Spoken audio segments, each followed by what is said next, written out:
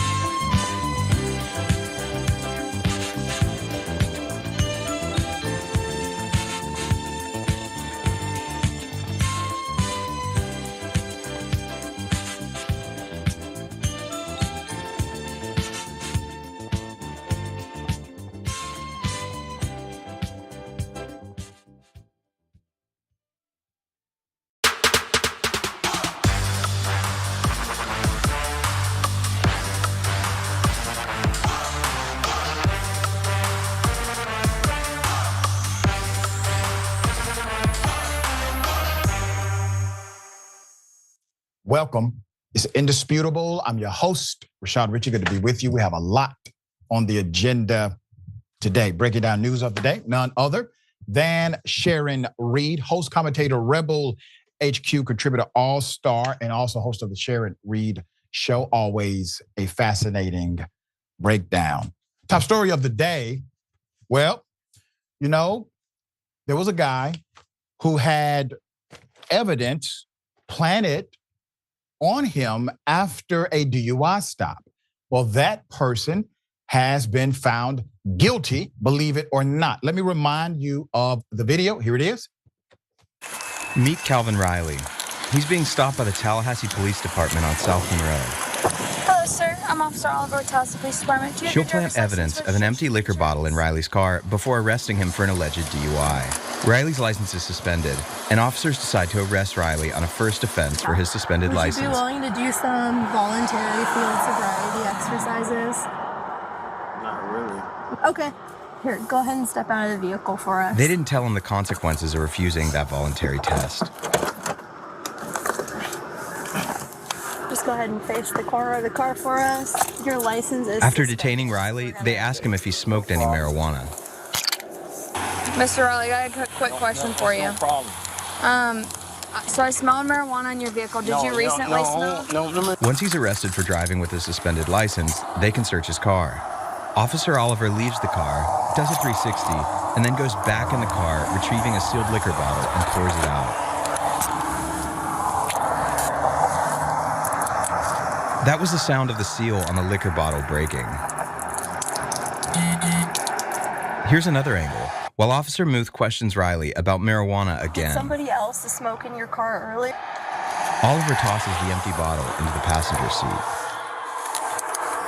They don't find any marijuana in the car. Here's what happened next. Here's Officer Oliver implying to Officer Muth that the empty bottle was likely what was in a cup in Riley's center console. Cover where like the knee would sit, there's an opening and he had it like tucked. Okay. And then the whatever he had in his cup also smelled. Then Officer Muth tells a senior officer that they found open alcohol in the car, in both a bottle and a cup. Did y'all search the car? Yeah. Okay, nothing in there? No. Well, okay, so he had a bunch of alcohol stashed in there, but Nothing open or anything? yeah, open. Oh, okay. Yeah. Right. Yeah, in his like Tervis in the center console, he had a mixed drink, and then under his knee, he had a like little bottle of vodka tucked away. When officers group to discuss the case, they all ask each other if their body cameras are off. Still alive. Any evidence of that? Marijuana? Yeah. Are you still on? The video ends at this point. Despite the evidence that you just saw, this man was still found guilty of the crime. All right, let's put him up full mass. Calvin Riley received a guilty verdict in his DUI trial. Jurors found him guilty Monday afternoon after deliberating for less than an hour. The judge sentenced Mr. Riley to 10 days in jail and 6 months probation. During a pretrial hearing, Officer Kirsten Oliver has been deposed twice in this one case. In her second deposition, public defenders handed her a copy of the TPD police number 42. However, she was unable to locate any section that prohibited impounding liquids. Oliver states, I don't remember at least 16 times during her deposition. The public defender's office debated in a series of pretrial motions that testimony and body camera evidence of the liquor bottle not be admitted as evidence in the trial. The state attorney's office objected. Quote, Officer Oliver had no ill intent behind this, had no reason to believe that it would exonerate the defendant, said Assistant State Attorney Emma Hershey. Now, let's say this very clearly. Every state has a law as it pertains to open containers. If the container, the alcohol, still has the seal, there is no statutory violation. However, if the seal has been broken, Now there's a statutory violation. Literally, the officer is the one on camera breaking the law. Just think about it in context. Take away the blue uniform. The officer is the one in possession in public with an open container. The officer is the one who places said open container inside of a vehicle. Those are your statutory violations. There's more. Officer Margaret Mueth, who helped Officer Kirsten Oliver with the DUI arrest, in her arrest report, Mueth wrote that, quote, a search of Riley's vehicle yielded a small, approximately 5 fluid ounces bottle of vodka that was opened in a pocket on the driver's seat cover. During her testimony Monday, Mueth said she did not know Oliver had opened the bottle. Quote, we found it in the evidence, we found it in the vehicle, so I listed it in my report because I did not want it to look like I was hiding anything, the officer said. The officer noted that Riley was already in handcuffs by the time Officer Oliver poured out the liquor bottle. Officers testified that Riley was driving with his headlights off at night, was swerving and acting aggressive. Body camera footage played in court showed Riley yelling at the officers and refusing to take a sobriety test. The second witness was TPD Sergeant Brian Smith. He was called to the scene later to help officers Oliver and Mueth transport Riley from one patrol car to another.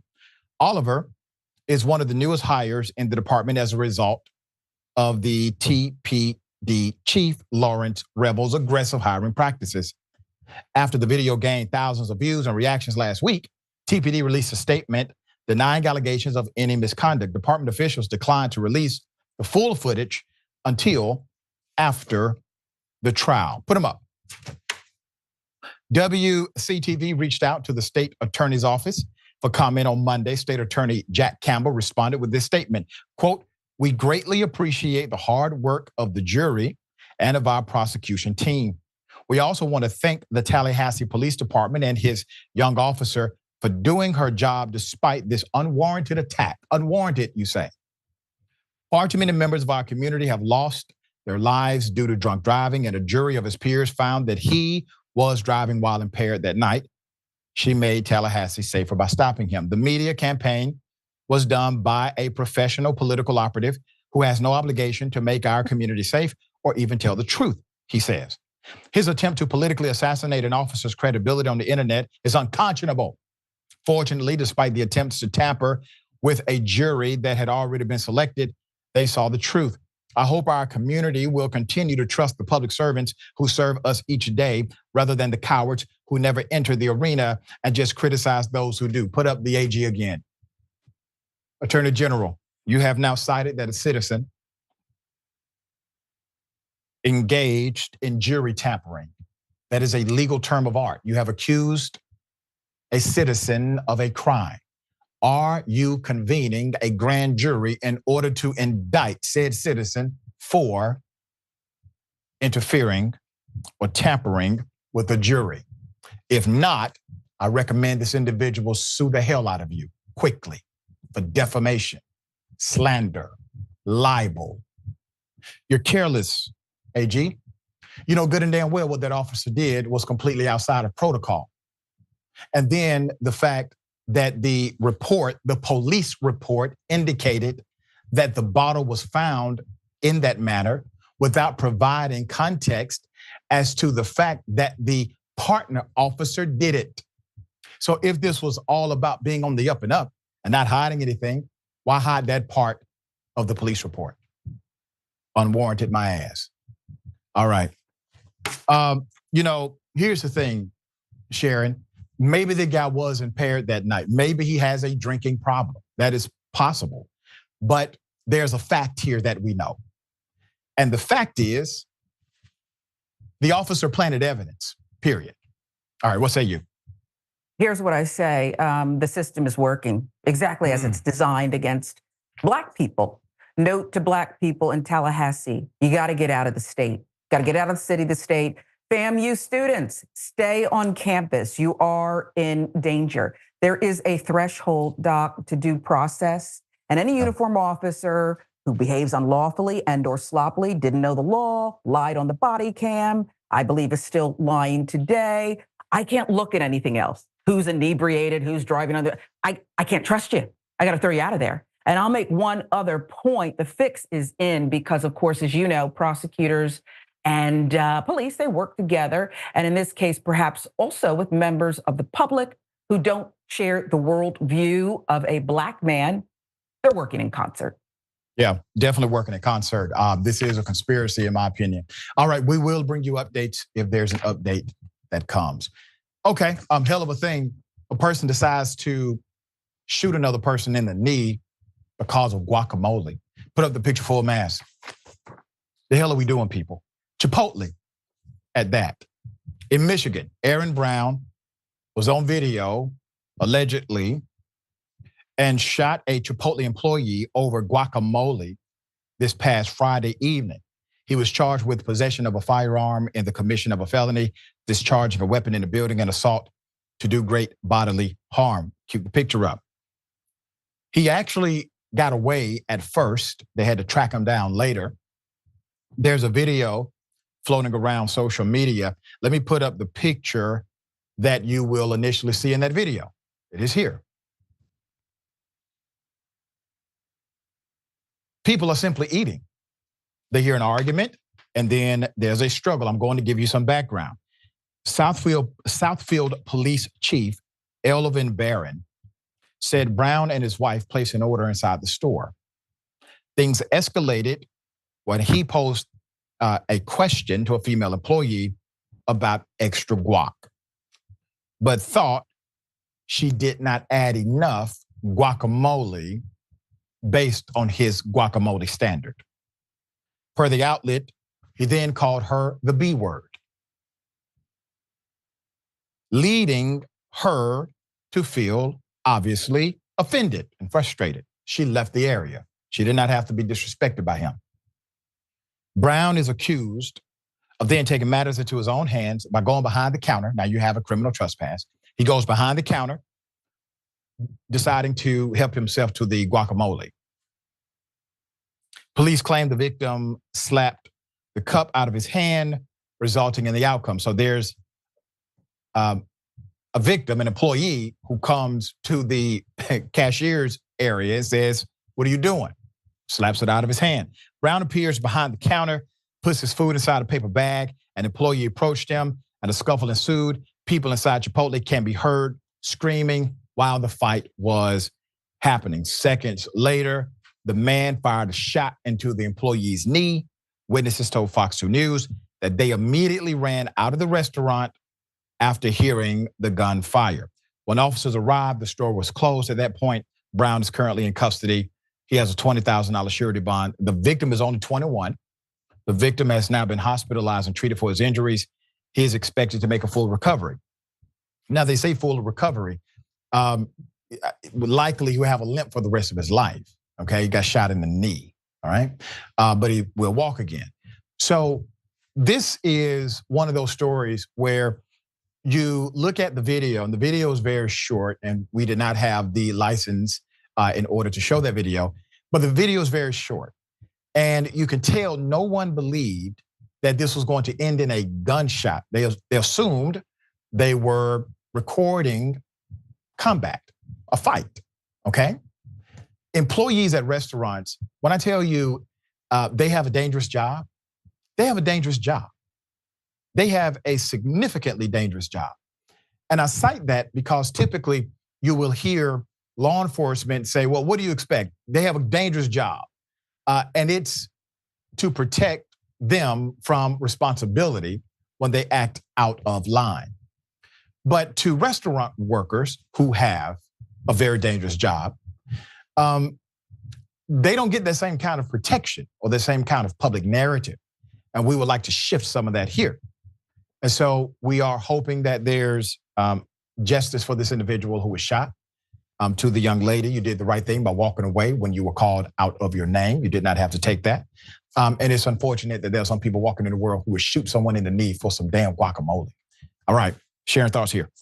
I concur 100%. You know, my daughter frequents this establishment, likes it.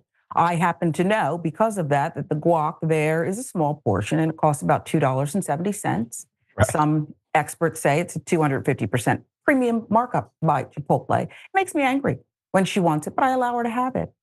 Not angry enough, though, to go behind the counter and threaten someone's life and shoot them in the knee. That's it. It's made fresh to order, and perhaps that justifies the pricing. I don't know what this bum is doing. I don't know what this fool is doing, but you're right. Full recovery, nah. 21-year-old damaged for life. Absolutely. And now, instead of paying $2 plus for the guac, he has to pay 20 grand. You got it.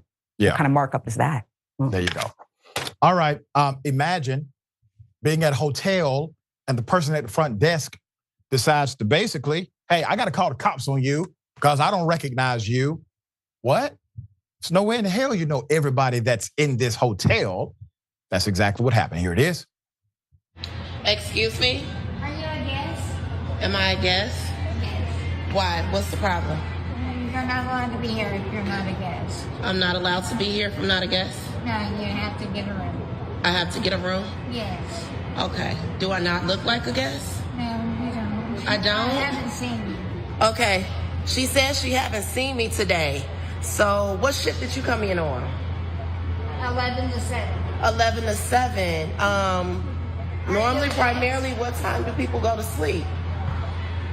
Pretty early sometimes. Pretty early sometimes, but it's about 6 o'clock in the morning now, right? Yes. Okay, so what do guests primarily look like when they come down to have breakfast? But I'm just trying to figure out, what do guests look like? Do I not look like a guest? You could be. I could be, but it was just two gentlemen that were just here and they just left out. They came off the elevator. They did. They came off the elevator. And where did you see me come from? The front door. The front door. Okay, so there's no chance that I could have just got out of my car or maybe just came from work. I'm just asking you if you're a guest. But do you ask everybody if they're a guest? Sometimes. Okay, well, I'm going to sit down here and I'm going to see if you're going to ask everybody if they're a guest, concerning the fact that... I need to know your name. What You don't need to know my name. I need to know if you ask everybody their name when they come down off the elevator or when they come out that door. That's what I would like to know. That's what I would like to know. But in the meantime, I'm going to go ahead and fix me a bowl of cereal. And we're going to see how this play out. There's more, actually. Put up the picture full mass. Now, the black woman, her name is Martavia on the left. She claims she was racially profiled by a hotel employee on the right at the Avid Hotel in Austin, Texas. The confrontation was posted on her TikTok late last month, garnering over 1 million views.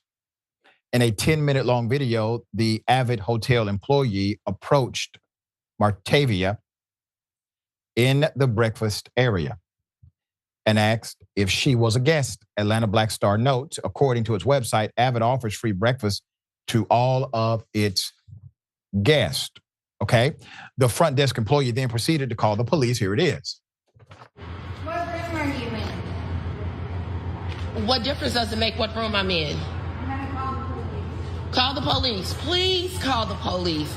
Please, I'm begging you to call the police. Yes, I have a guest here at Avid. I don't know if she's a guest or not. She won't answer me. But she's causing a scene down in the lobby, and I need the police. Black. Yeah, I'm black. What's your race? How old are you? I don't know. How do I look? She looks about 32. I don't know. It sounds like mental health. I don't. Mental health? Oh, wow. Kelly. Kelly. Nice to meet you, Kelly. Jose said breakfast isn't open yet. He thinks you're a guest. Who? Jose. I don't know who Jose is. Breakfast isn't open yet. Okay, but it was 2 other people that came down and got breakfast, so now breakfast is not open. Somebody did eat breakfast. You have plenty of items out. I can't come downstairs in the lobby?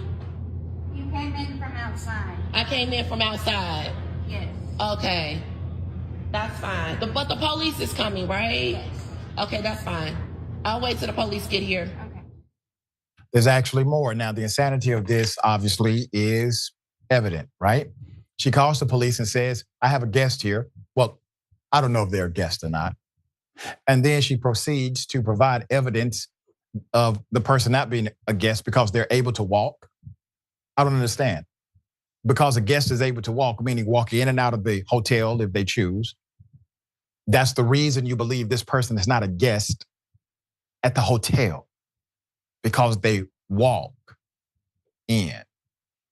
All right, before being confronted by the employee, Martavia was recording herself taking a stroll outside of the hotel before rain started to fall, prompting her to go inside.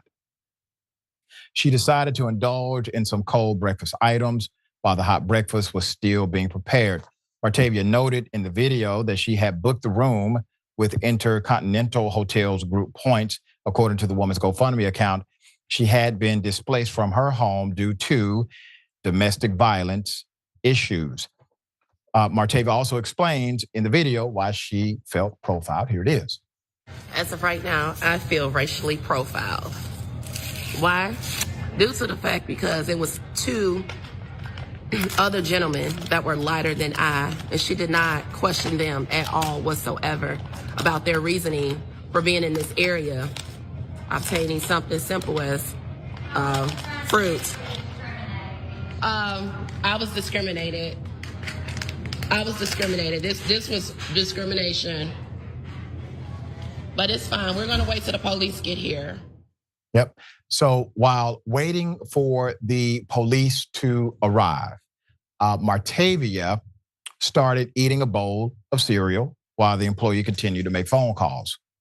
The employee proceeded to ask the woman over and over if she was a guest, but Martavia fended off the question and instead said she would wait for the police to arrive. An officer did show up to make a report, but the hotel manager, Jose, tells the hotel would not extend her stay. Here it is.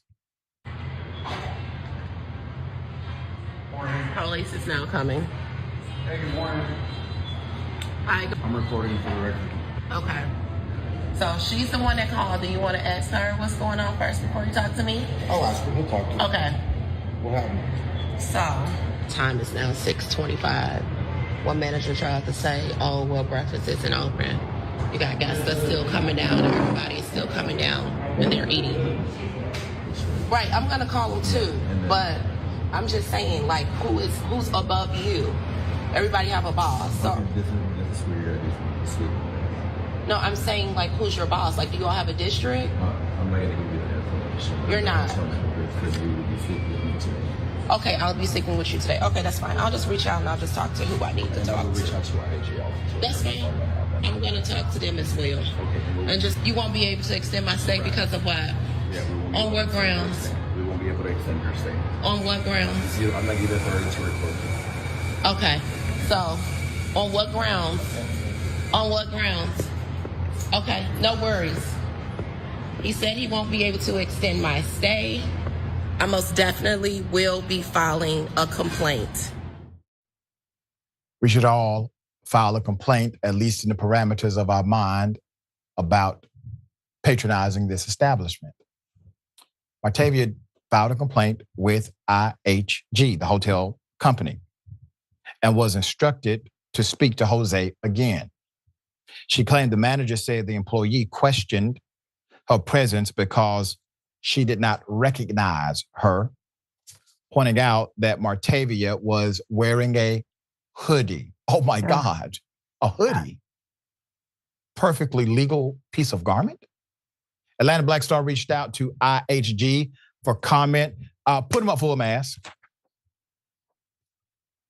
IHG is overseen by CEO Eli Malouf. Their site notes most hotels are independently owned and operated. So you got some explaining to do. and some correcting to engage in. So this is a very simple dynamic that became more complex because of the bias of the worker, in my opinion. Once it was established by police and or Jose that the individual was in fact a guest, why is it that you all did not roll out the red guest carpet? Why did that not happen? Why did we not hear a profuse apology? I am so sorry. We made a mistake. Please forgive us. May we offer you a free night? Anything that would have at least indicated that your attempt to verify if she was actually a guest was in good faith. Because once you did verify that, everything should have changed if that was the actual issue. But if the issue is something else, once you verified she was a guest, you then decided to not allow her to extend her stay. All right, hell of a thing. We'll bring you updates. Sharing thoughts here. I guess the other side would say this whole thing could have been avoided had Martavia just shown them her freed slave papers. That's what they were asking for. I've never made a citizen's arrest or attempted to detain someone and asked the accused perp for their age, their name, room number. It was daft, dippy, and honestly, Doc, there's two Karens, obviously, in the footage there. Jose's a Karen, so is Kelly, and I wrote it all down, the Avid Hotel, Austin, Intercontinental. I'm gonna make a complaint. I've seen what I've seen. I don't know that it'll get anywhere, but this is loony. Pull the franchise license if it is independently owned. This is lunacy. And don't forget the part where she said she was making a disturbance. No, Kelly, that was you. Right. Kelly's not ready for the public either. I'm not even talking about the racist part. This is like a SNL skit. Are we sure this really happened? was. It's real, right? It's actually real. And here's another remedy that was very simple. They have access to the hotel camera and they're able to rewind and fast forward, et cetera. If you did not know if this individual was a guest or not, you can easily go to the footage and clearly see that her origin, meaning where she was walking, did not start from outside, but started from inside the hotel. All right, we got more on the other side. It's indisputable, stick and stay.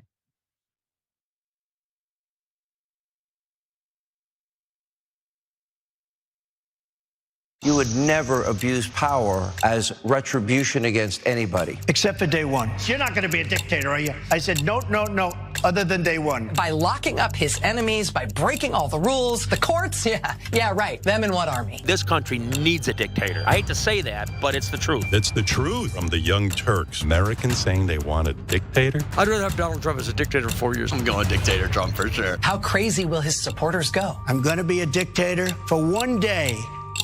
Everywhere you look, things are getting more expensive. Here at TYT, we understand this. That's why we're not gonna price gouge you or use inflation as an excuse to raise our prices. A TYT membership is not your typical subscription, but basic membership is still just $4.99. So what do you get for that price?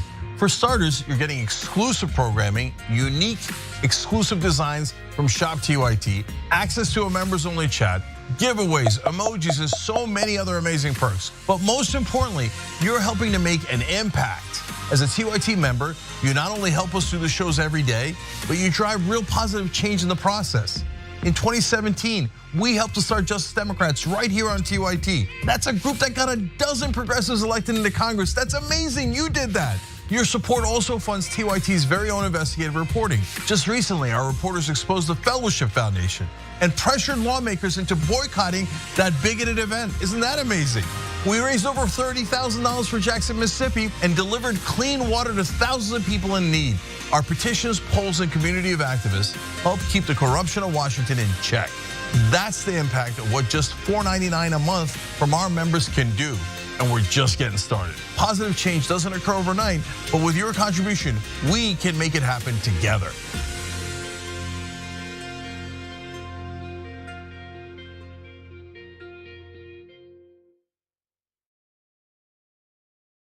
I got pulled in They told me, hey, listen, Cenk, we're insiders. We are the establishment. People in Washington tell me that they're concerned about your tone.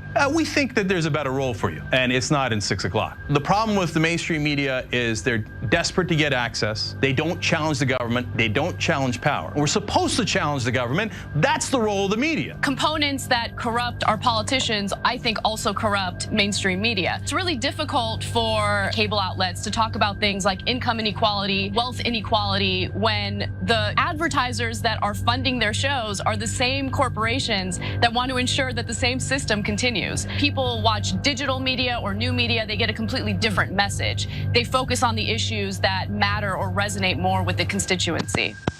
We need to know one thing. Is the corporate media incompetent? Corporate media, I can't hear you. Establishment press, where are you? I can't hear you. But the media's position I am clear on. Everything is pro-war, so everything is just framed that way. In this case, I mean, war is inevitable, right? I mean, the defense contractors should get a couple more $1 trillion. You ready for the stunning results? Only 6% of people say they have a great deal of confidence in the press. Wakey, wakey, okay? Progressives don't like the media either. You know why? It's the corporate media. Corporate media sounds like a conspiracy. Wait. Who owns you? Multi-billion-dollar corporations, public corporations. Right? You have to do corporate media because corporations own us. Yeah, that's how it works. Join the Dragon Squad by becoming a YouTube channel member. Click the join button below or sign up on tyt.com/join to get access to fun emojis, a member-only chat, exclusive shop TYT designs, ad-free watching, and so many other amazing perks. Plus, you get bragging rights for being part of the coolest community on the internet and help us drive real, positive change in the world. The Dragon Squad awaits, so join today.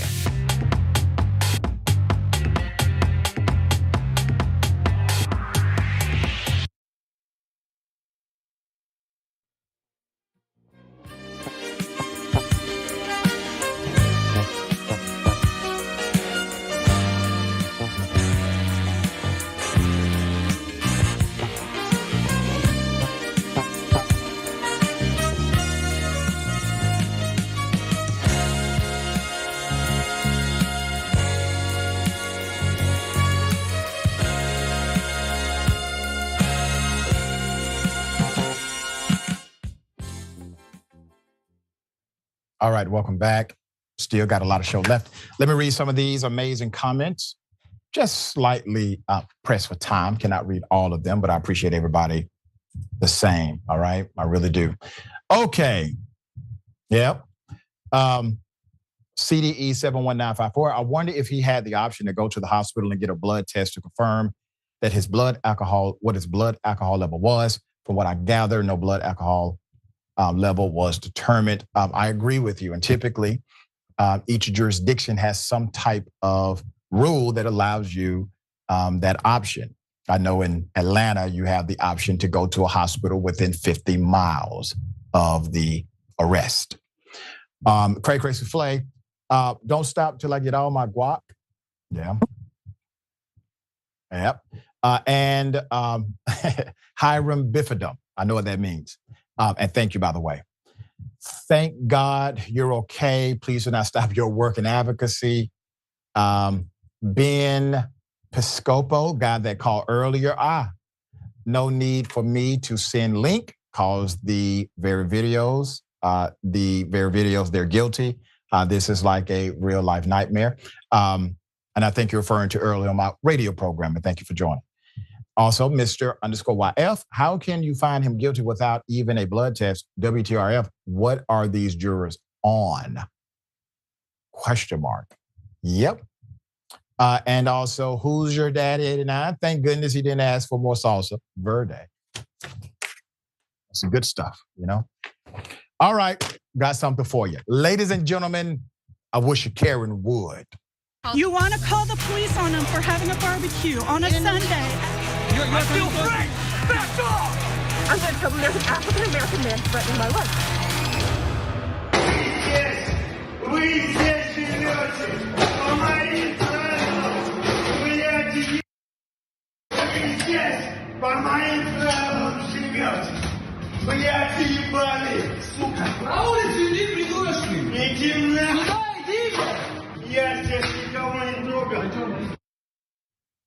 Yes, they order differently at the Russian Burger King. I don't know. I think this is Russian. Okay. All right, put it up full mass. Initially, and this is no joke, this was before it got into this part. I said, this must be some kind of custom I'm unaware of. And then when it became aggressive and violent, I said, oh no, this is just a Karen. So the poster had the greatest caption when posting this, and the post says, quote, "I have no words," end quote. We don't know the aim, we don't know the goal. And this is something that I've tried to do here on Indisputable, to understand what is the ultimate goal of the Karenicity. What is your expected outcome? Because sometimes if you can help them see how they are being adversarial to their own agenda, maybe you can unravel some of the levels of Karenicity. Because I'm sure his ultimate agenda was not to commit criminal acts and then possibly be arrested. We do not have additional information. I would love to see the extended version of this. If you have it, send it to Indisputable. Sharon, thoughts? I only have one thing to say, da. Plemya patsharilio yigo yadnitsu. Plain broil his ass. Okay, that's the translation. I looked it up. This is, and this, you think this is Russia? No, that's how you say that in Russia. Wait till Putin sees it. Right. Okay. Yeah, well, hopefully he doesn't. I heard he's a Burger King fan. So okay. That guy may not end up on the right side of. That's right. Okay. All right. Got something else for you. Double dose. You want to call the police on him for having a barbecue on a Sunday. You're still free! Back off! I'm going to tell them there's an African-American man threatening my life. Walk up all day. You. Come on. Guys. Hey, which one of you walked up? Back row. No, which one of you walked up? You walk up? No. Walk up. Walk up. Jay, it was the dumbass in the hat back there. Video. Yeah. Hey, you want to be cool, bro? Come up! Yeah, come on! Walk up! Hey! All on video, you dumbass! I don't give a about video. You're bro. You want to come up and talk. Walk up!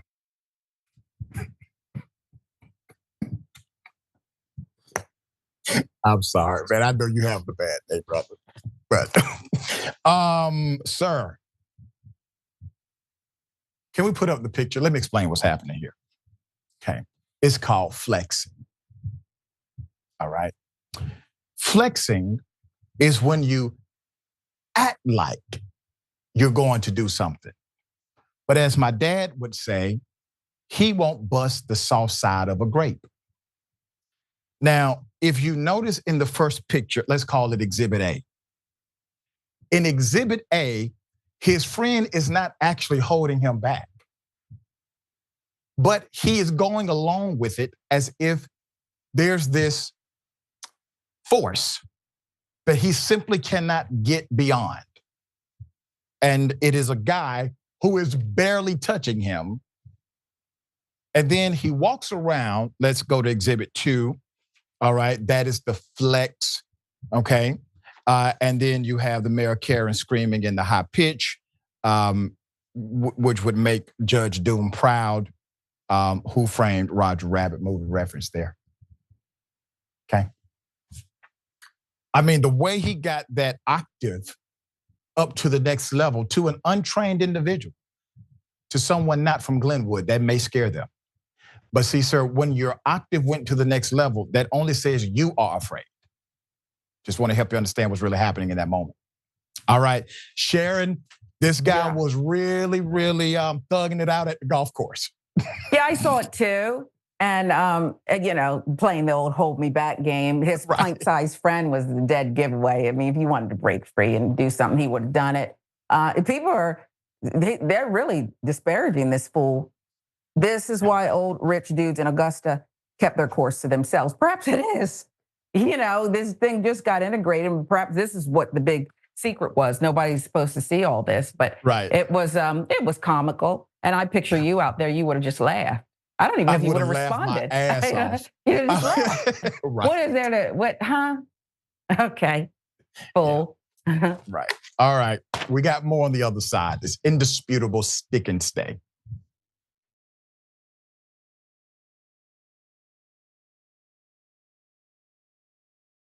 Every day, the Young Turks delivers 2 hours of solid, fact-based, timely news and progressive commentary on all the day's most important stories. We keep our viewers informed while also providing perspective and insight on the news we cover, so you understand not only what's happening, but also what's happening behind the scenes, the stories behind the stories. We play musical chairs and put these children in one awful detention facility to the next. That's what's happening at the border. The things that got him banned, he's still spreading. So presumably, I think it's reasonable to say that if you allow him back on the website, he's going to do it again. Any legal voter that we deem not willing to vote for my side shouldn't vote because it'll replace me that's supposed to vote for my side. That's not how voting works. That's not how democracy works. And while many people following today's political news can get discouraged about the direction of the nation and the world, that's not us. At TYT, we're genuinely optimistic about the future, and with good reason. Today, wide majorities of Americans agree with our progressive stances on issues ranging from healthcare and education to climate, immigration, and wages. The rising generation of young people are also overwhelmingly progressive in their political beliefs and policy objectives, and they're increasingly flexing their muscle as voters and activists to demand change from our elected officials.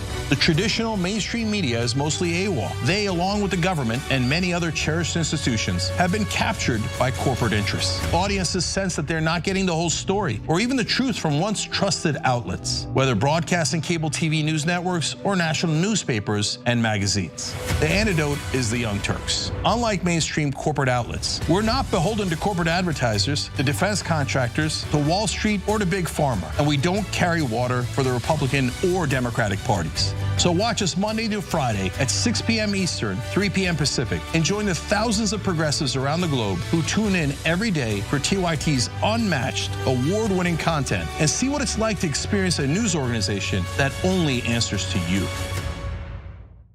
I don't care if you're Christian. In fact, I will fight for you to have your religious liberty and practice your Christianity. I believe in that.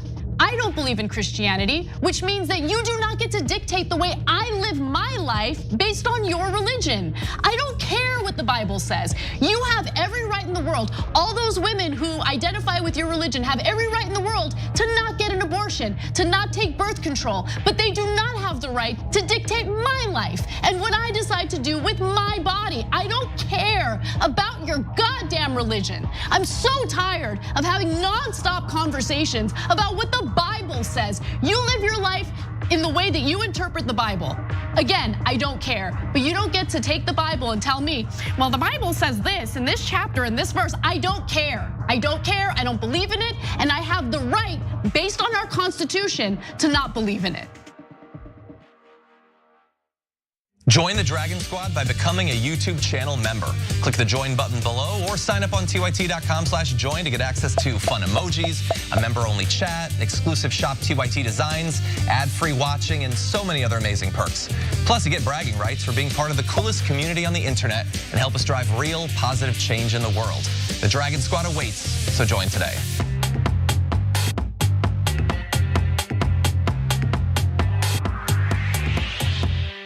The media can't stop talking about gridlock in Washington, as if a handful of stubborn Republicans are the only thing standing between us and a fully functional democracy. The reality is that our government was taken over by big business and their allies in both political parties. And corporate media adds to the dysfunction. The good news is that the American people are progressive and soon will take over Washington. My book, Justice is Coming, is our battle plan for making that happen. You can get Justice is Coming wherever books and audiobooks.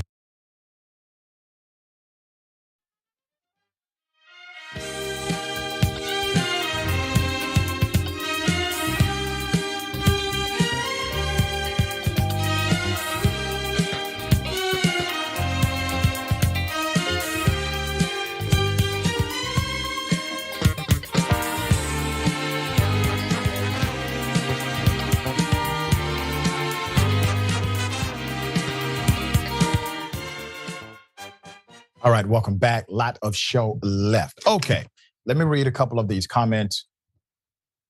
Always a beautiful thing to see the beautiful comments. All right.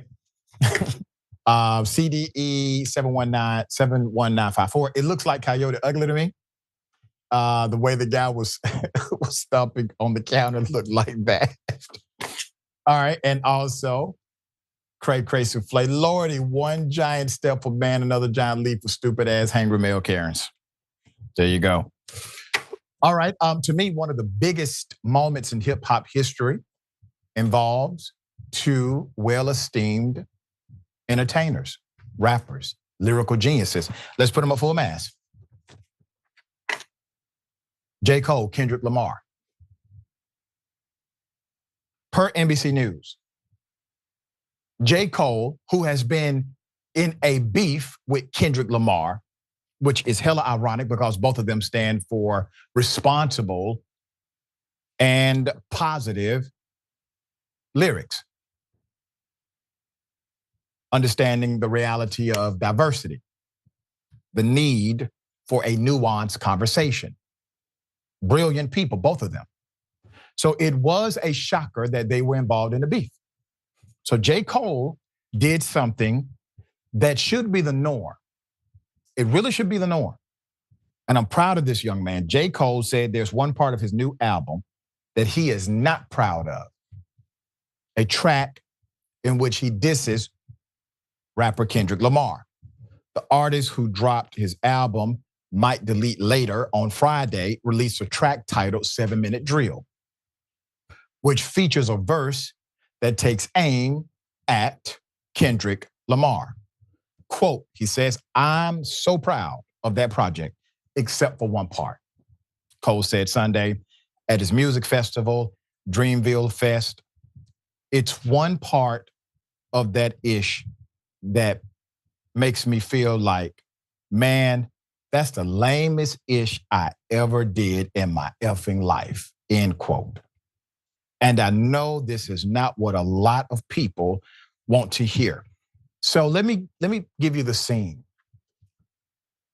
J. Cole is rocking the place, right? He stops, he does this intimate, real, direct sit-down conversation where he just puts it all out. No measure.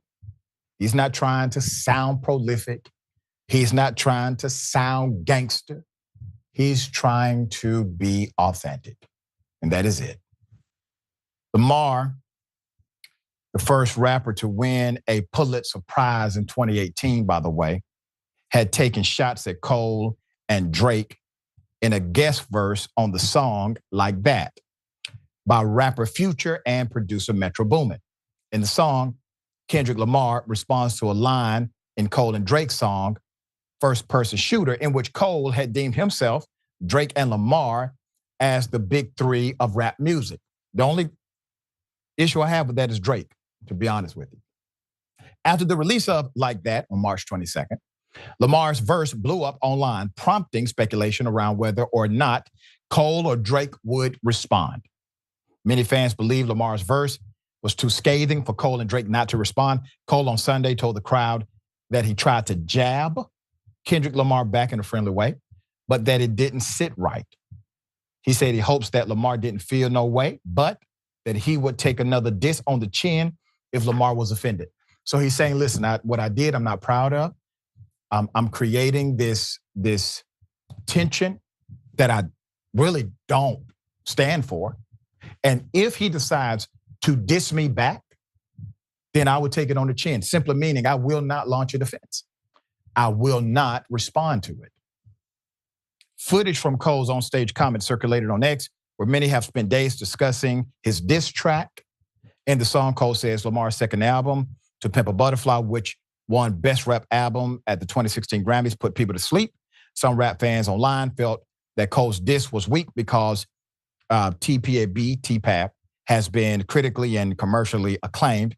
Cole told the Dreamville Fest crowd that he felt pressured to hit back at Lamar. This is how it happens. Quote, I felt conflicted because I'm like, bruh, I know I don't really feel no way, but the world wants to see blood, Cole said to the crowd. He also expressed remorse for downplaying Lamar's discography and his diss. Then he said something to the crowd, which was really powerful. He says to the crowd, how many people think Kendrick Lamar is one of the greatest MFers to ever touch an effing microphone? The crowd goes wild because they love them both. This is a J. Cole crowd cheering for Kendrick Lamar. Why? Because they love them both. And they would like them to love each other too. Cole said, garnering applause from the audience, he also said he felt blessed to stand beside Drake and Lamar's peers. Drake has not directly responded to the diss. He appeared to reference it at a recent concert in Florida. Representatives for Cole, Lamar, and Drake have not immediately responded to requests for comment. Let's just take a step back. Because what J. Cole has done is he has stopped what we've seen before in the industry of hip hop, a manufactured beef. And when you manufacture beef, you got male egos involved, you got some toxic masculinity involved. It happens. Bravado is there.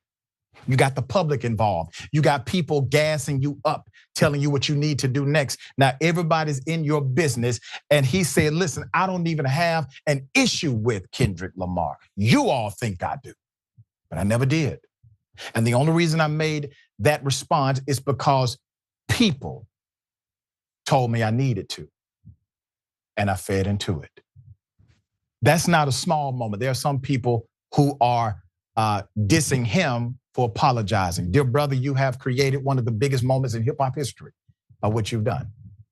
Because what you simply did, based on your own words, is followed your higher self. All right, Sharon, thoughts here. I love it. I love them both too. Yep. And you're right. J. Cole is standing like, 10 feet tall, maybe taller than that. If only two other famous rappers who are no longer with us would have been able to do that. Because you're right, fake beef turns into real beef. And then next thing you know, someone's dead in LA, somebody's dead and shot dead outside of Vegas hotel. I love this. He just took a pen and popped beef, just like that. He really did. And just could care, this is what we're doing. And the people can love that too. Teach them to love something else. That's right. Allow the naysayers to fall off of your present trajectory, all right? Mm-hmm. Those that support you, give you gas for the journey. All right, we got more on the other side. It's indisputable, stick and stay.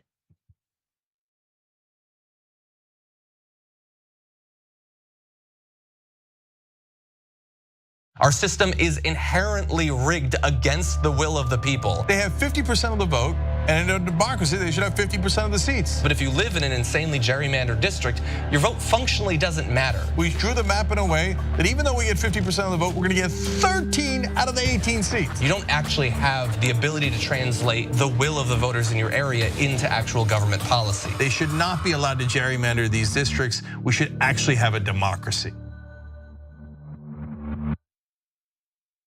I've been honest with him, like, yeah, I was upset with you and I shouldn't have done it, but instead I was like, I'm just trying to protect my engagement ring.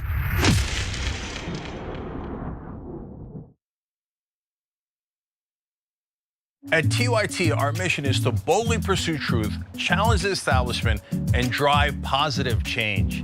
At a time when corporate capture of our media, our government, and our politics is nearly absolute, everyday working people need a champion to fight for them and to push back against the powerful interests that threaten our democracy itself. At TYT, we're proudly progressive and call out corruption and duplicity wherever we see it, from Republicans, Democrats, or anyone else.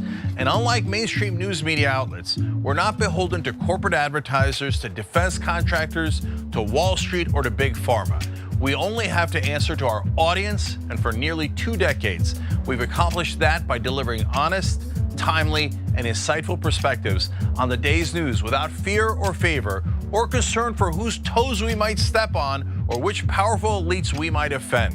And while we're super serious about the news, we also manage to do it in a way that is fun and lighthearted. We can do this together and serve our audience, and yes, have fun doing it.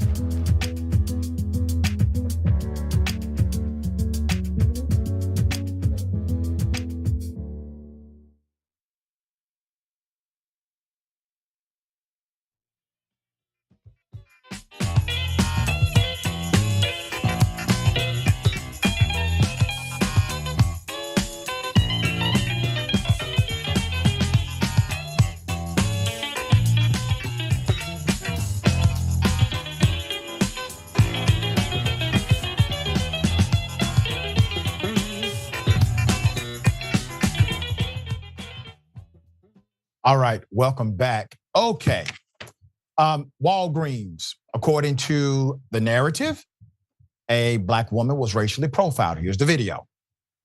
This guy thinks I'm stealing. You got items on you, and I need those items back. If you do not give me those items back, they're going to be detained and you're going to go to jail. Don't touch me. They seen you on camera. Seen me on camera doing what? I have a job to do. It's not personal. It is personal because you're accusing me of stealing. They watched you on camera.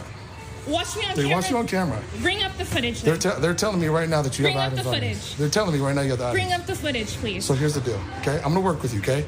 If you give me the items, this is your only chance. This is your only chance. I literally. Okay, let's go talk to the guy then. Don't tell me what to do. Who are you? Look at these people accusing me of stealing. So who here called the police on me? Because apparently. Okay, so they're saying you have items on you, and I have to check you. What items? I'm here literally for my Adderall prescription. Here's what I need. Okay, we can make a big deal if you want to.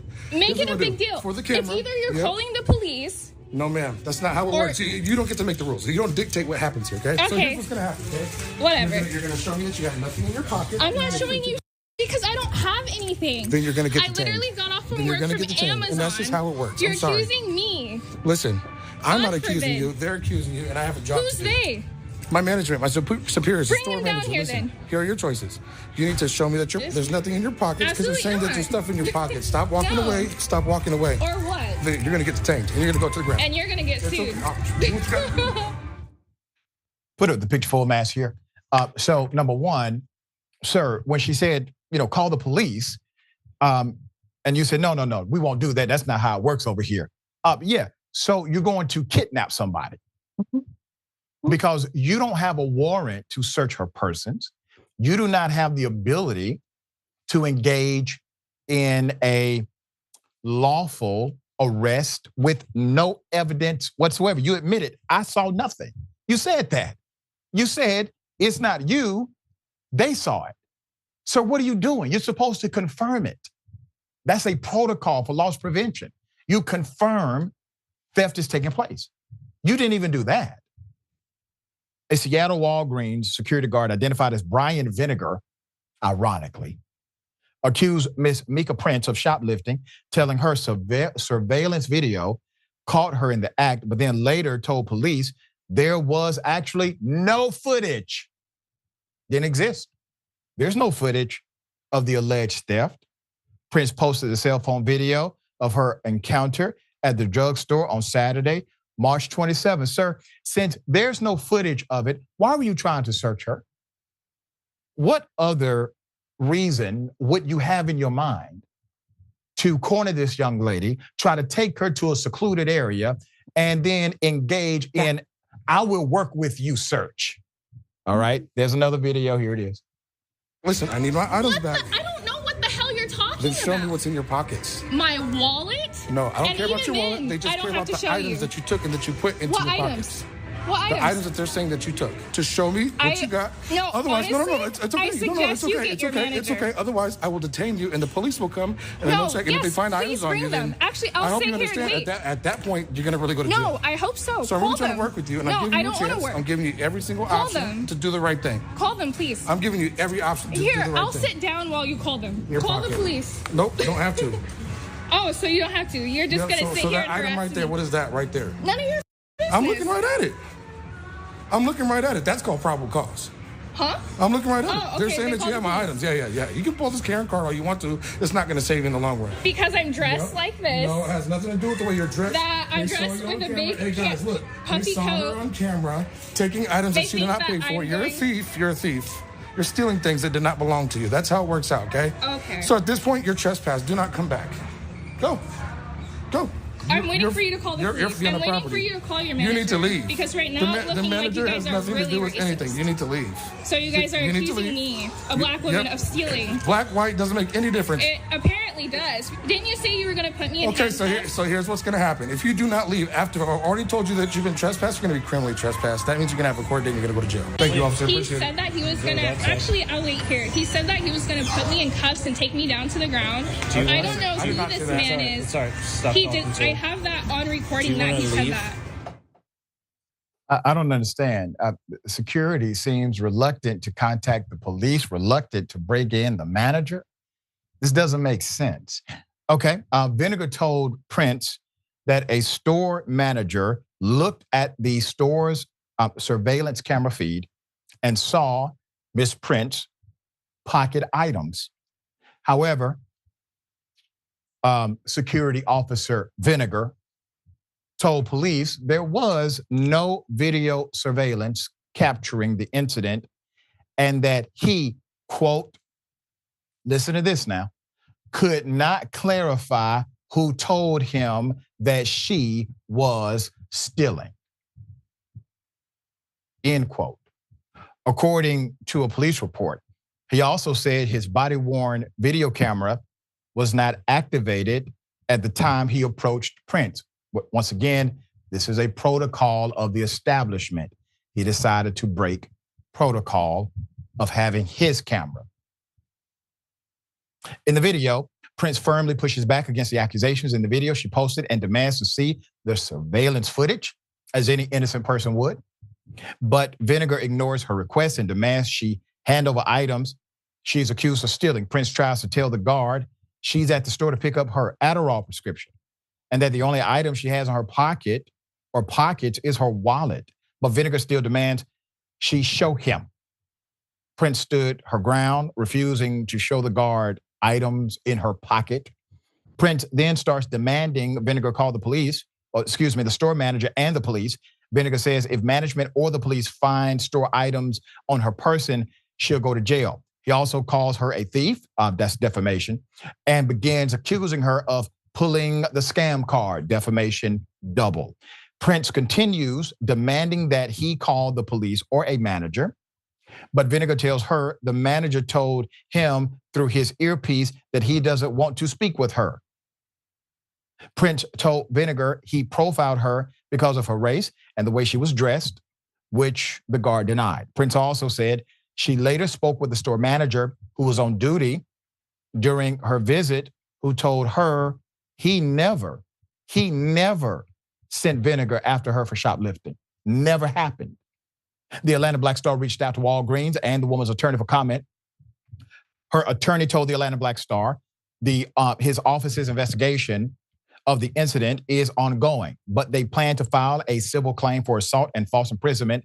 Quote, our investigation is ongoing, but at this time we expect to bring a civil claim for assault and false imprisonment and potentially negligent hiring and supervision as well. What does that mean? That means the guy has some dirty stuff in his past, more than likely, and Walgreens still decided to contract with them. Washington state law allows a security guard at a retail store to detain a shoplifting suspect if he or she has reasonable grounds to believe the suspect stole or was trying to steal. However, they cannot hold the shopper against their will or use force. That is against the law. Thus, the reason why this person is going to be at least sued, if not charged, with kidnapping. All right, holding somebody against their will. However, they cannot hold the shopper against their will. They must wait for an officer to arrive, which is what she said she wanted. Some updates from the TikTok page shows that she called the police herself, filed a police report herself, hired the attorney herself. Prince, the collection from Miss Prince's video relating to the incident has garnered over 3 million combined views. In one post, she thanked her supporters for helping her through the ordeal. Now, I'm scratching my head even more. So he lied about the manager. He didn't lie to the police. He said, I can't confirm it. Why did he not lie on the police report? Obstruction of justice, okay? He didn't want to get a criminal charge. You know good and damn well, everything he said was made up to this woman, and good for her for knowing there was something wrong. Sharon, this woman had significant intuition, understood something was foul about the way this guy approached her and stood her ground 100%. Yes, she did. Miss Prince, I love her. Very smart lady. And I believe, along with her attorney, she will be a hero. Yeah. Because what I saw here moves beyond shoplifting. I suspect, perhaps, luring. I don't know why you want to search this woman. And I don't know why Vinegar is dressed in military tactical gear with grenades. Okay. but on this day, around and find out, okay? And then Yeah. he's about to find out because there potentially are other people who were victimized by this character. For sure. For sure. That is a definite possibility. We will bring you updates as they come. All right. A hero, a real hero, a black kayaker rescues a 6-year-old who's left in a stranded river. When the father arrives, the response is not what you think it would be. Here it is. David. Very pleased to meet you. Yep.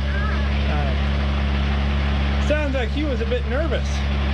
Well, he was screaming, and it was like, I looked back to see where you were at, and you were a couple hundred yards away, and then there was somebody else that had a boat and heard him screaming, but then they went past him because the people had told him that Dad was in the war over here. So I'm like, they're gonna go get him, and they didn't. They just drove past him, and then he started screaming even louder. So then I just cut my line and paddled up, and he grabbed onto the side of my kayak, and I just made sure that he could hold on long enough. No, I'm very thankful of that. Me too.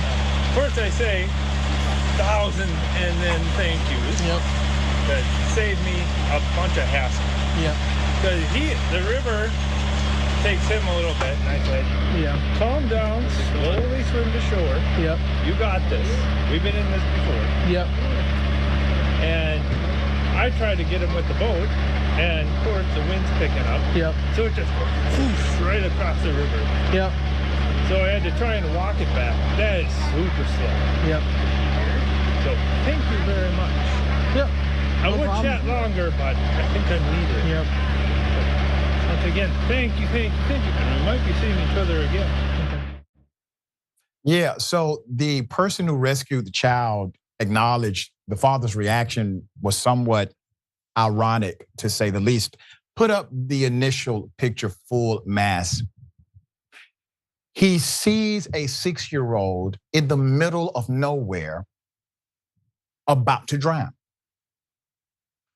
trying to swim against the current.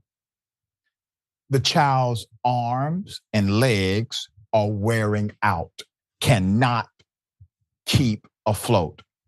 Per the Atlanta Black Star, Florida kayaker and outdoorsman, TikToker David Jones is being held as a hero for rescuing a 6-year-old boy found stranded in the St. Louis River near Duluth, Minnesota. The child, wearing only a life jacket, was discovered crying, yelling for his father after he was swept away in the river's current. Many online have criticized the father's apparent indifference to the situation when he reunited with his son, which you just saw. The resurfaced video is actually a video from 2022. It has drawn more than 10 million views online, and it is obviously one of those great stories of a human being being a human being, caring about somebody else. The way he was able to get this child to calm down was quite masterful.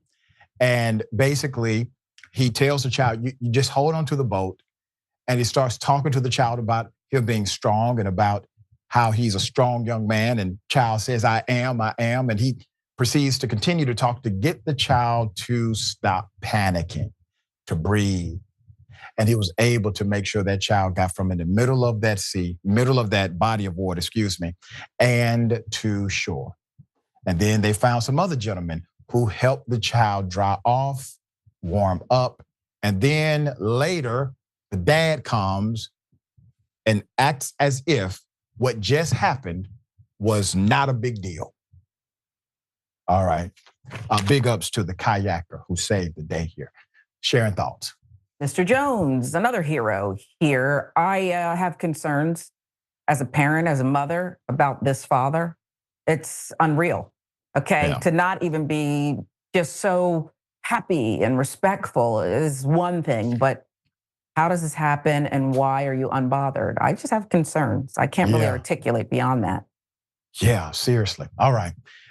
Sharon, always a pleasure having you on the program. Tell people how they can follow you and continue to check out your great work.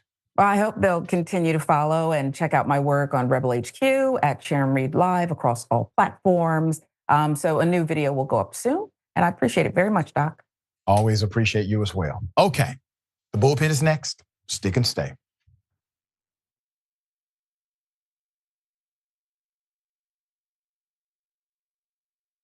Cenk Uygur is not here today, which means that I will be able to talk during the show. No, We'll see. We'll see.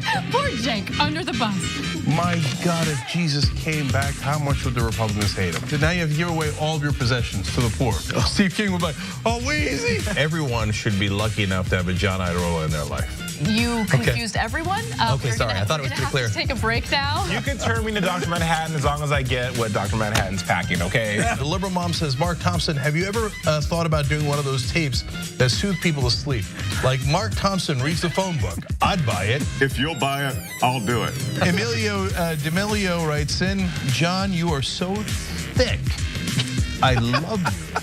That's what he wrote. Pork Chop Express writes in and says John Iadarola needs a new jacket. Whoa. Those 24-inch pythons, are about to burst out of his sleeve. Gun, baby. You know, the two people here said that their moms were both in love with you over Beauty and the Beast. Mm-hmm. That's an improvement. I usually get grandmothers. Charlie Turk.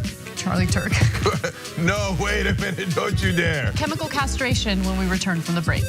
I hope that, who they choose for the White House isn't just a borderline Klansman. That's all we gotta hope. That's it, we will settle it. She's cute. I didn't say that about Laura Ingraham. Scandal at TYT. Did Anna comment on my tan yet? No, she hasn't. You're a good bosser. But Anna did say that I come in here today with a fresh mind. That's all I'm about. I'm about a fresh mind. I can't with you right now. Okay? She just can't. She can't, but nonetheless, we have to for another 3 hours. I'm back, baby. Let's rip into Republicans. See, don't miss the live show. That's great. Tell people, if you're a member, you get the whole live show whenever you want, because this stuff doesn't go into any of the clips.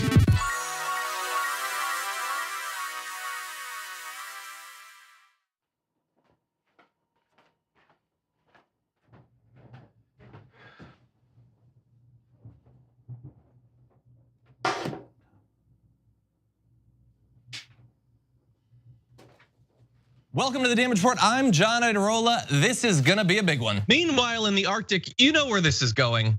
You watch the Damage Report, the Arctic's on fire. Obviously, why would we be talking about the Arctic except to tell you that it's melting once again? The Republicans aren't that interested in it. I wonder why. Lift out of poverty up to 3.7 million people, including an estimated 1.3 million children. Hashtag save the children? Not if it costs money. I mean, come on. It's time to break down the myths of the right wing, the political elite in both parties, and the establishment media. Myths like the media has a liberal bias, hilarious, or America's a center-right country, preposterous. The truth is that the American people are progressive, and no matter what party or media elites say, justice is coming. I've written a book that makes this clear and shows you we're gonna get it done. It's called Justice is Coming, and you can get it anywhere books and audiobooks are sold. That is a story of human history. Change is the only constant, so change is coming. Hi, I'm Cenk Uygur. I'm in the studio recording my new audiobook, Justice is Coming. Can't wait for you guys to hear it. Go out and listen wherever books and audiobooks are sold today. Members make a difference here at TYT. Together, we amplify the issues that matter. Medicare for all, criminal justice reform, ending imperialist wars, college for all, racial justice, climate change, and an end to money's corrupting influence on our politics. As a member, you help make the show happen, and your support makes an impact on our mission to drive positive change. Click the join button on YouTube to become a member, or go to tyt.com/join.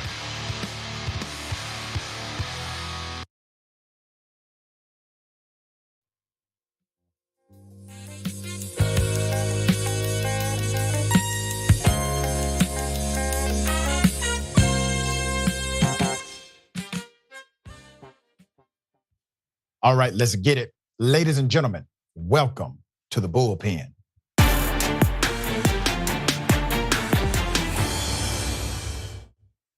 All right, in the bullpen today, we have Matt Laslo, congressional correspondent, Raw Story, also based on Capitol Hill, veteran journalist, been covering campaigns in every aspect since 2006, Wired magazine contributor, and he has a long list of significant accomplishments. Matt, good to have you on the show. How are you?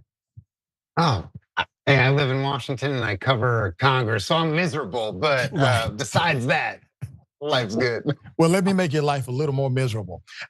You did a story about Donald Trump and obviously this kind of, I guess, new normal that he's bringing to politics. He literally, in my opinion, took over the Republican Party in order to get them to pay his legal bills that are going to be really astronomical.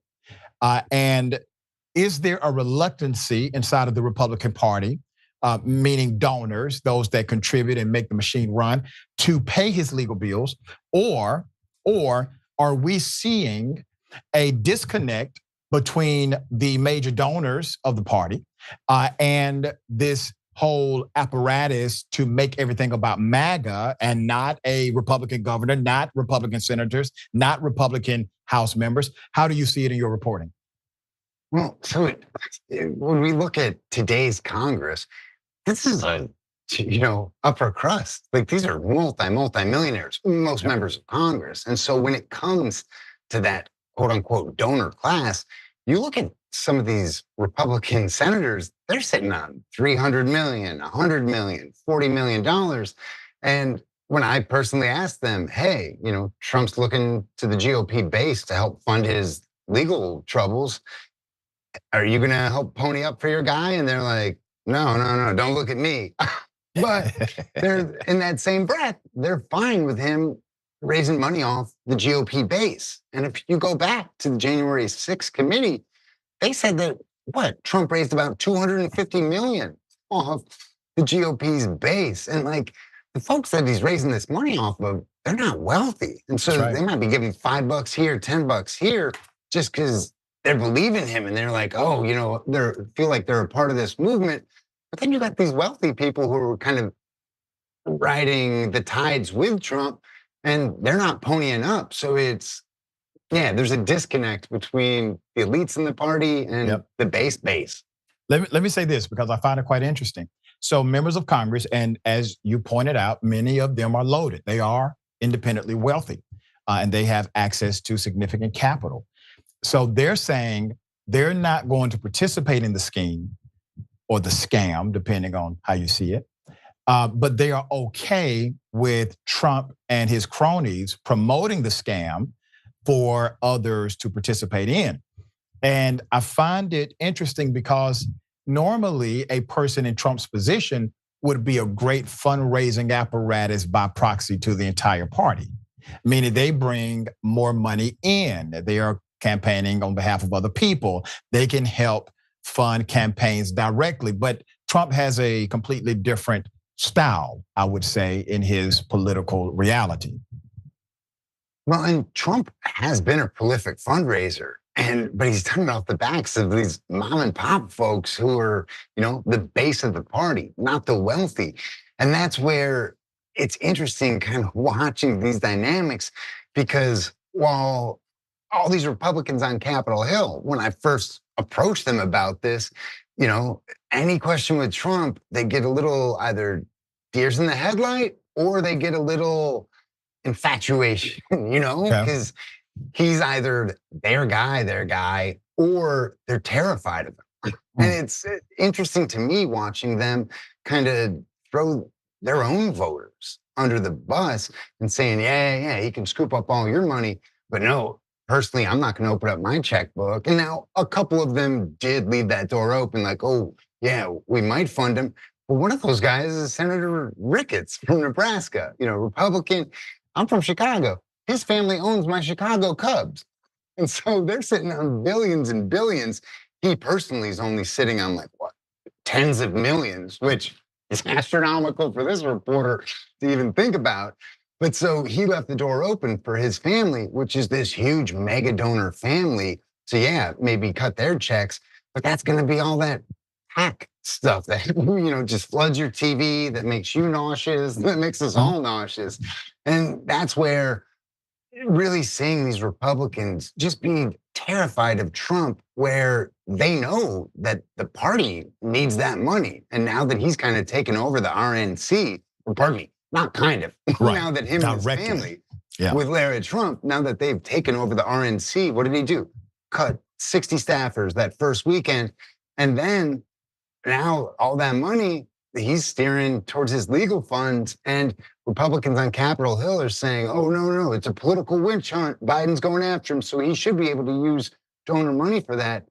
But then when you get him in the quiet of the Capitol, when no cameras around, no mics around, they know and they admit that that is bad for the party and gonna have lasting impact for decades on the Republican Party. But Matt, it's kind of like a cult where the cult leader typically, they know they're a con artist, right? The guy in charge knows he's a con.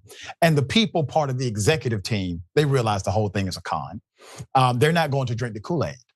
If the head guy says drink the Kool-Aid, the executive team, they're not drinking the Kool-Aid because they know this guy's not the real deal. But they're willing to let you drink the Kool-Aid. They're willing to let you give your last. They're willing to allow a scheme where you are a monthly contributor, but you're on a fixed income. They don't care about that whatsoever. And let me ask you this question, Matt, because you've been doing this for a long time. And I know that the political reality is that many elected officials are feckless leaders, regardless of party affiliation. Many of them provide little to no leadership on things that actually matter to people. But have you seen something like this before inside of a political party where literally the vast majority of individuals are completely terrified to stand up for the people who gave them power in the first place? No, I've read a lot of history on the side. Like, I can't think of any parallels. If anything, when we saw the Democratic Party go through, that internal party, the family bickering back in 2016, when it was, the Bernie Sanders folks who Hillary really needed to bring into the party, but they were so, they didn't like what Debbie Wasserman Schultz had done to the DNC. And so if anything, that was this anti-establishment feeling from the party base. If anything, that's kind of flipped on its head here, because here you have those elites kind of being pushed out so that the trucker cap folks can go in. But then you look and you're like, wait, the guy who's doing the trucker caps and the guy who's got the pumped up kicks that he's selling for $300-400 a pop, wait, isn't he supposed to be this billionaire? And so that's where Trump is rewriting, or Republicans, let me put it back on them. The Republican political class is allowing him to rewrite all the rules as he goes. And again, when you talk to someone like Mitt Romney, whom many of Trump's base say, oh, he's a never Trumper, oh, he's not a Republican anymore. No, what Mitt Romney tells us is he still loves the Republican Party. He loves conservatism, so he's gonna stay in the party. But he's like, guys, this guy is ruining our party. And that's what no one else on Capitol Hill really seems to be willing to say out loud, even though they know it. Yeah, they know what's happening, Matt. And here's the thing, there's no Republican Party anymore. There's no Republican Party. When Donald Trump Jr. came out and said, there's no Republican Party, all you have is MAGA now, okay? He said it. I've been saying it for 2 years. The first day I said it on my radio program, I had conservatives galore call my show and tell me how I was off my rocker, how I was completely wrong, how Donald Trump loves the Republican Party, he just wants to make it better. His son comes out, says there's no Republican Party anymore, it's only MAGA. They celebrate that ideology. And you have people who support Trump who openly say they are trying to get rid of democracy. Are there some members of Congress right now currently serving who are down with their plan? Oh yeah, and that's been the hard part. Because I've covered Congress since 2006. I've seen a lot of government shutdowns. I've spent a lot of Christmases at the Capitol alone. The lawmakers, they still get to fly home and then come back. Yep. I'm there alone with the other reporters. And so none of us could have expected that House Republicans they didn't shut the government down, they shut Congress down for 3 weeks last year. When they ousted Speaker McCarthy and then went and ended up having to settle for Speaker Johnson, which many Republicans say they settled on him. They're rewriting the rules, and that chaos, like for the Capitol itself, the body most representative of you, the American people, for that to be shut down for 3 weeks, many Republicans were telling us, oh, we're fine with that. This was a part of what we ran on. And then after 3 or so weeks of chaos, you had the old dogs in the party saying, no, we have to look better than this because we got to be reelected in 2024. And so, no, like a part of their agenda, like you hear the rhetoric aimed at, oh, we want to unwind deep state. Oh, we want to go after the bureaucracy and, the bloated federal government. And you really need to push these people and really listen to what they say and believe them. Yeah. Like I believe them. And when they really want to dismantle things. And they've been pretty successful at it. Very successful at attacking the vulnerabilities of any democracy, in my opinion. Here's the thing, man. There's this saying, basically, that from chaos comes order. But the reality is it's manufactured chaos. And from that manufactured chaos, anything that seems orderly becomes a very welcomed ideological approach. And I believe that part of Trump's strategy is to create chaos. And he comes with his brand of order, making it seem like order, but really it's just a little bit less chaotic because of some of the hierarchical rules.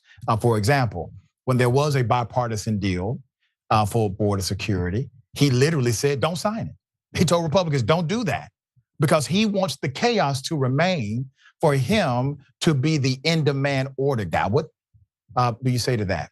Yeah, no, and it's so true. And if anything, with Trump, I mean, in one level, I'm a professor at Johns Hopkins where I teach on new media and all that. Like, I gotta give it to the guy. He's a master communicator.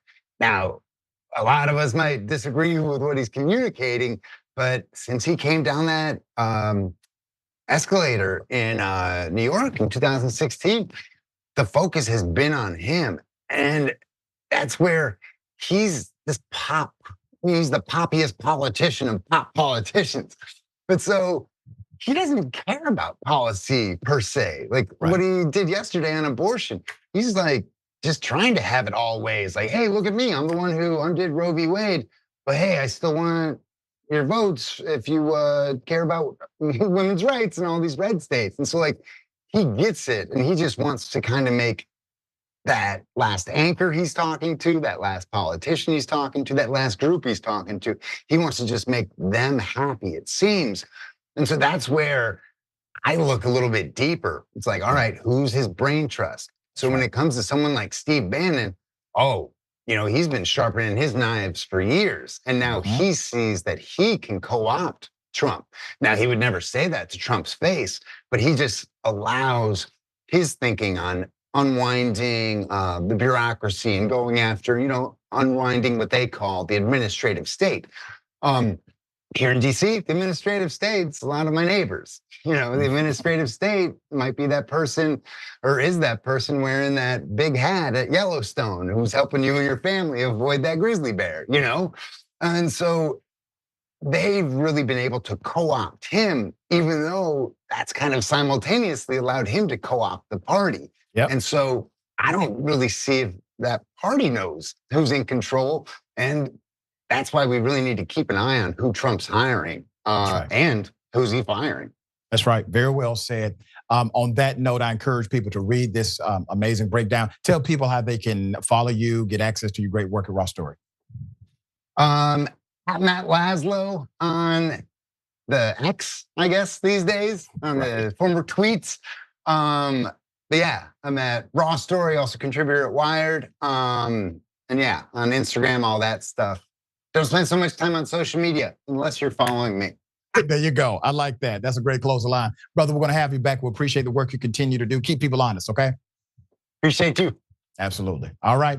Remember, take care of yourself, take care of each other, take care of the planet. Remember, the truth is always indisputable.